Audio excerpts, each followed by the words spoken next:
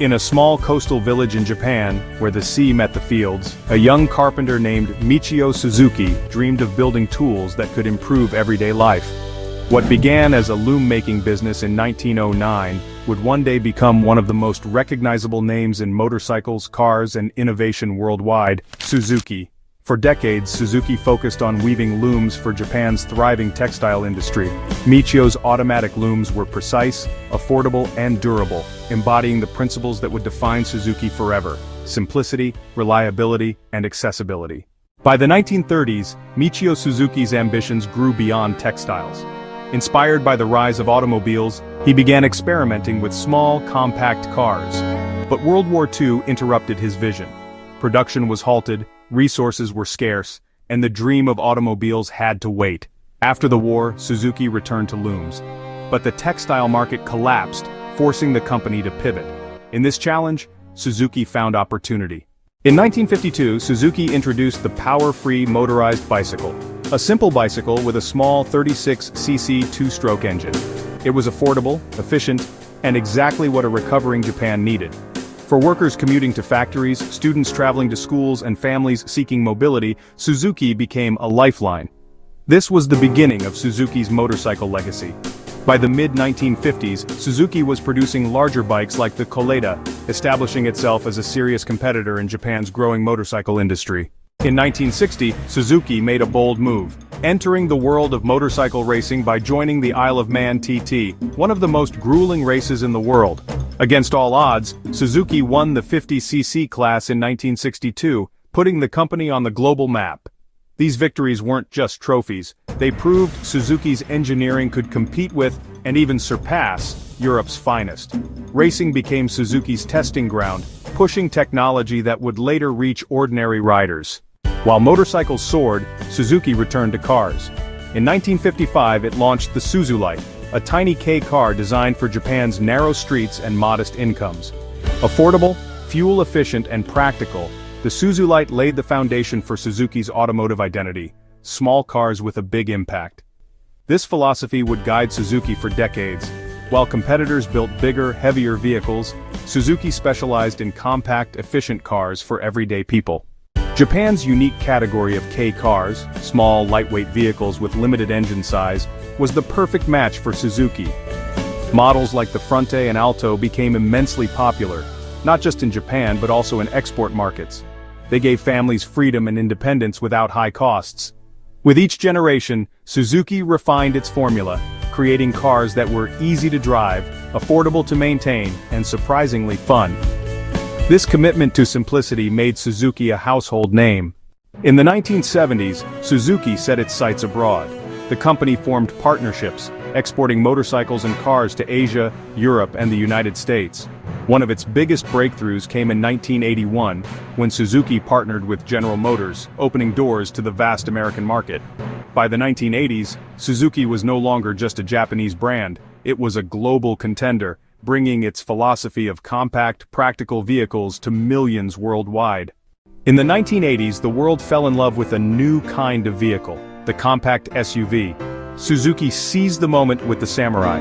Known in some markets as the Jinny, it was small but tough, affordable but capable. With its boxy design, lightweight body, and four-wheel drive, the Samurai became a cult classic. Unlike bulky American SUVs, the Samurai was agile and fun, appealing to off-road enthusiasts and city drivers alike.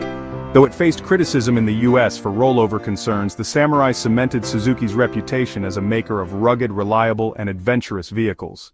While the Samurai dominated off-road, Suzuki introduced another icon for the streets: the Suzuki Swift. First launched in 1983, the Swift embodied Suzuki's philosophy: compact, efficient, and fun to drive. Its sporty character and affordable price made it a hit, especially among young drivers. Over the decades, the Swift evolved into a global bestseller, loved in Asia, Europe, and beyond. It became more than just a car. It was a symbol of Suzuki's ability to blend practicality with excitement. But perhaps Suzuki's greatest success story unfolded in India.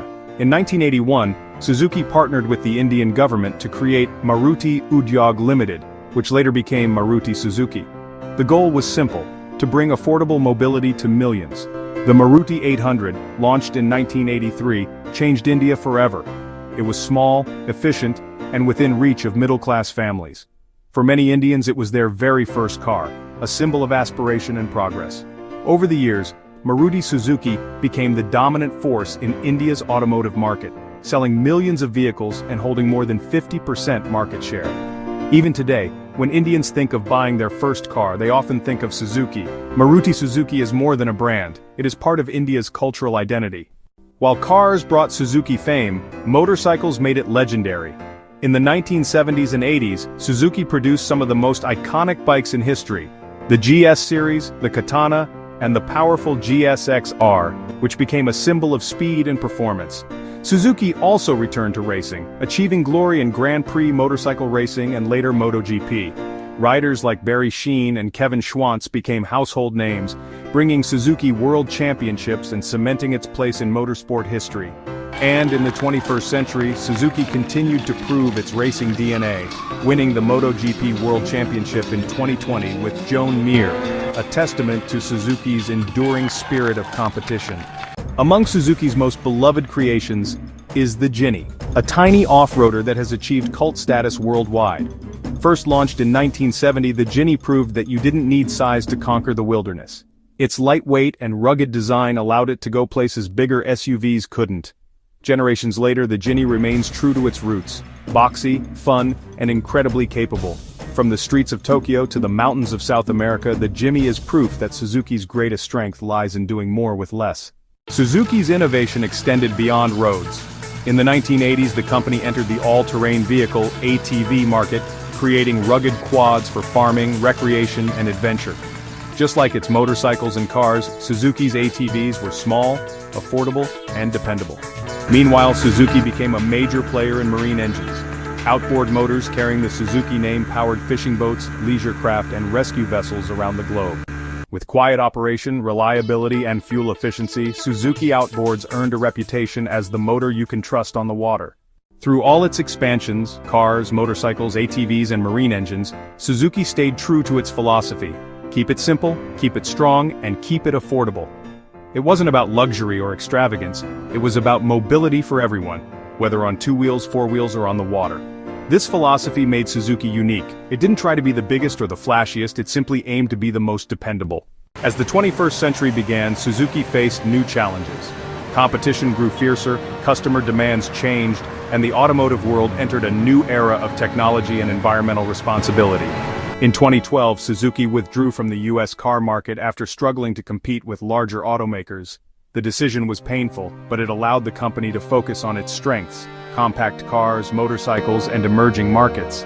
While it exited one of the world's largest markets, Suzuki thrived in Asia, Latin America, and Africa, where its philosophy of affordable mobility continued to resonate. To remain competitive, Suzuki embraced partnerships. For decades, its alliance with Maruti in India had been its crown jewel. But globally, it also sought collaboration with giants like General Motors and later Volkswagen. While some of these alliances ended, they highlighted Suzuki's willingness to adapt. In 2019, Suzuki entered a new strategic partnership with Toyota. This alliance combined Toyota's expertise in hybrid and electric technologies with Suzuki's strength in compact cars and emerging markets. It was a marriage of scale and specialization, designed to prepare both companies for the future of mobility. As the automotive world raced toward electrification, Suzuki knew it had to evolve. With stricter emissions regulations and growing environmental awareness, hybrid and electric vehicles became the future. In India, Maruti Suzuki began rolling out hybrid systems, while in Europe and Japan, Suzuki introduced mild hybrids across its lineup. Small, efficient engines, long Suzuki's strength, were now paired with electric assistance to meet the needs of modern drivers. Suzuki's path to electrification may not be as fast as some competitors, but its focus remained clear: delivering technology that was affordable, reliable, and accessible to millions, not just the wealthy few. Even as the world shifted to green mobility, Suzuki kept its competitive spirit alive. In MotoGP, Suzuki returned triumphantly, capturing the World Championship in 2020 with Joan Mir. For a company smaller than many rivals, it was a victory of determination and engineering precision.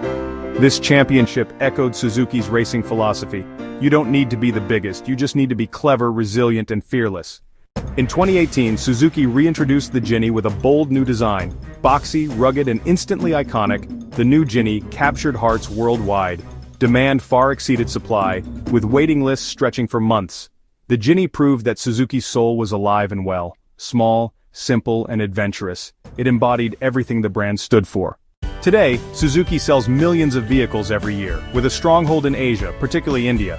Maruti Suzuki remains the undisputed market leader, while in Japan and Europe, Suzuki's compact cars and motorcycles continue to be loved for their practicality and charm. But Suzuki's influence goes beyond numbers.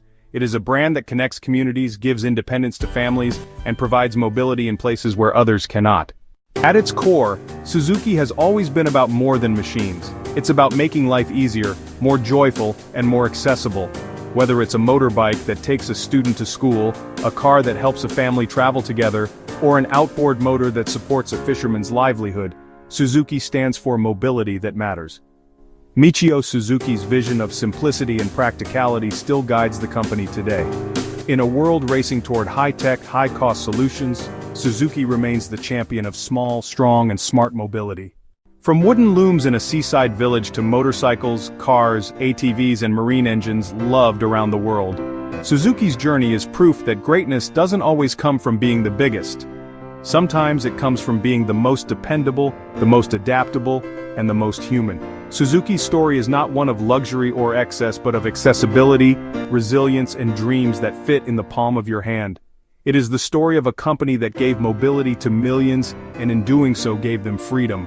This is Suzuki. This is the story of small machines and big dreams.